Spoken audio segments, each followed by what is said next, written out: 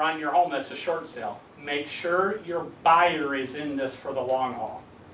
Meaning, tell them right up front, this is a 90 to 120 day process.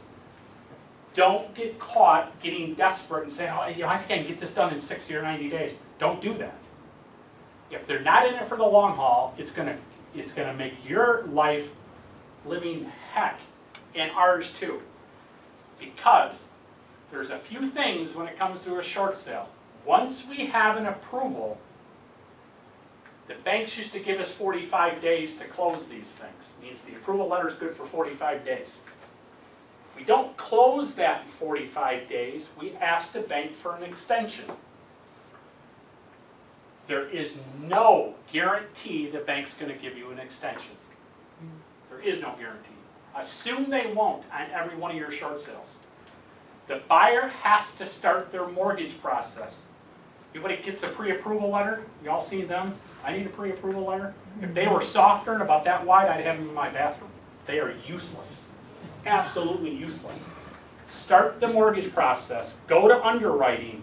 Get the conditions cleared with the exception of the appraisal. Don't spend any money on appraisal until we have an approval. Then once we have the approval, they do the appraisal. As long as that comes back, we can close the thing in a matter of probably 10, 15 days. The likelihood of an extension is okay. Well, see, the buyer's not getting their appraisal because they're waiting to hear if he's gonna accept this. Correct. So we're wasting. So that's why I'll jump involved in that. And I've talked to buyers, buyers agents, sellers, relatives of sellers. Somebody's got to make a move here. Would you consider talking to the homeowner this evening, or? Yeah, we'll do that if you want. Thank you. I don't have all the information in front of me though. Oh, That's, I need to get familiarized because I don't want to go in blindsided. right. So hopefully we get a hold of them. I got the email. Okay. I still need to see the actual deal and all that other stuff, Oh. how it went down and did we ask for it like we're supposed to. All right. Any questions on what a short sale is? How to get more listings? Yes. How to get more listings. Go down to county courthouse, get all the ones that are delinquent. If you do any flyers, anything like that, put on there a short sale specialist. If you don't know what to do or having a hard time making your mortgage payment, call me so we can discuss your options. Foreclosure is not your only option. Nationwide have 90-day NODs? Do we? Yeah. No, no. You're the real estate experts. I'm not getting into your field. I don't tell you how to price a house. I don't tell you what offer to take. We are experts at processing your short sale. And notice the defaults. Correct. No, we do not get into that. We don't do any of that marketing. We want to be your back room team that negotiates your short sale. We work for you and the seller. Hopefully the seller we only have to deal with one time. I want to deal with you for all your short sales, as long as I do a good job. Rick, what are our agents' jobs to Okay, get the files over we're to you? going to go over that. When you go out on your listing or on an appointment, you're going to determine if they're upside down or not. If they're upside down in a house, then you know it's a short sale.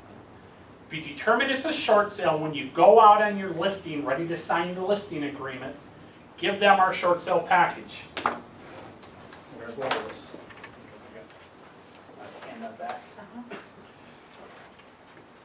Your job is to hand them our short sale package and say, I need all this information sent to Nationwide Loan Help, or they can get it to you, you can scan it and get it to us, whatever's easier for you. Enough there.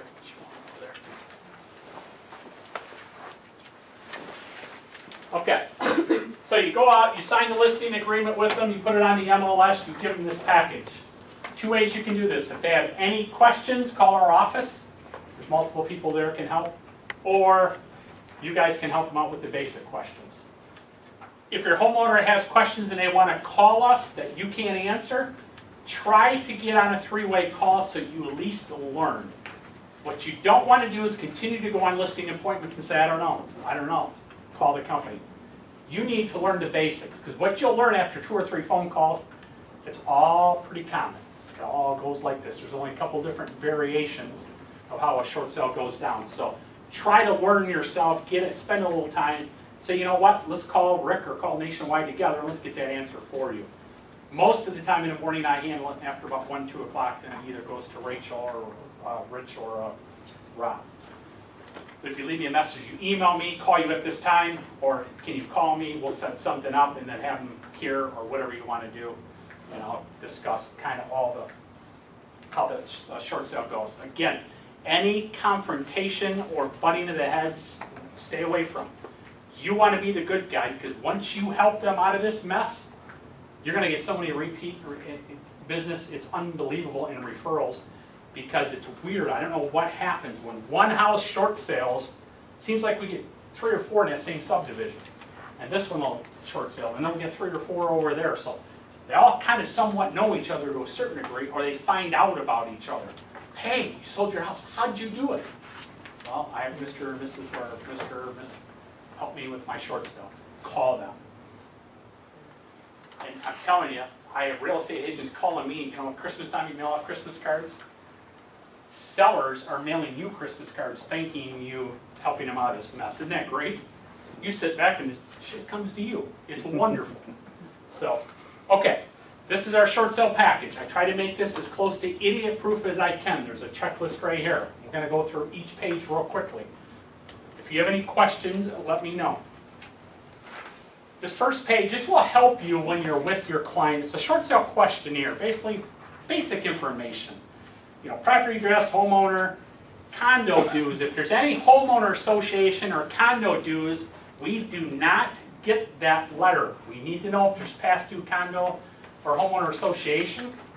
If it is, the homeowner's got to get us a status letter. If we order it, they charge us $325. I love you to death. I'm not paying $325 for each one of your customers. Have your homeowner get that. That is their responsibility. So that'll ask you, is there any homeowner association dues? If yeah, how many months are they late? Can you give me a status letter, a payoff letter, something like that? Taxes and insurance, are they escrowed, yes or no? If they're escrowed, we don't have an issue. Even if they're 10 months behind, the bank's going to take care of the past due taxes. If they're not escrowed, then we have to ask them to take care of the past due taxes. Number 2, is there a second lender? Second lender, ask people, hey, you know, have you ever borrowed money against the house besides your first mortgage? You give them an example, windows, hot tubs. You'd be surprised when people sign these contracts to finance these, they put a second lien on these properties, or third or fourth liens.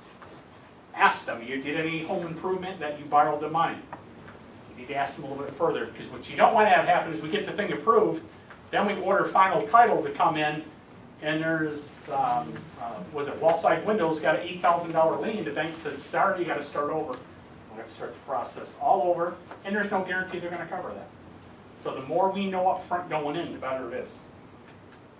Number 5, any other liens. We do not negotiate state or federal tax liens on a property. I can tell you from experience, if they have a federal or state tax lien, if they do everything correct, it's 6+ months before that gets off their home.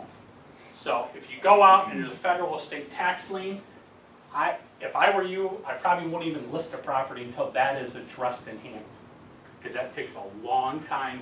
If they bug the state and IRS every day, it's going to be a 6-month process. 6, obviously your name and information. Quick description of the seller's hardship. What's got them there? Loss of job, income. Don't let them say, well, the bank put me in this position. God, I love it when they do that. You send that hardship letter in because there's a spot where they write a hardship letter. The bank put me in this position. Well, they don't take that very well. Number 8, primary residence. That's crucial that we know that. Has seller filed bankruptcy? Yes or no? If they have, is it Chapter 7 or 13? If they don't know, get some of that information. Has the seller attempted a loan modification or a forbearance? Yes. On the bankruptcy, if they have, can it retro back, like, is there a certain time frame? Well, how it works is either bankruptcy, if I file for a Chapter 7 or a Chapter 13, my house is included in the bankruptcy. If the Chapter 7 is not completed, we have to wait for the Chapter 7 to get completed because the bank won't deal with anybody until that's done. If it's in a chapter 13 where they're taking money out of that seller's paycheck, we have to get a letter from the trustee that removes the house out of chapter 13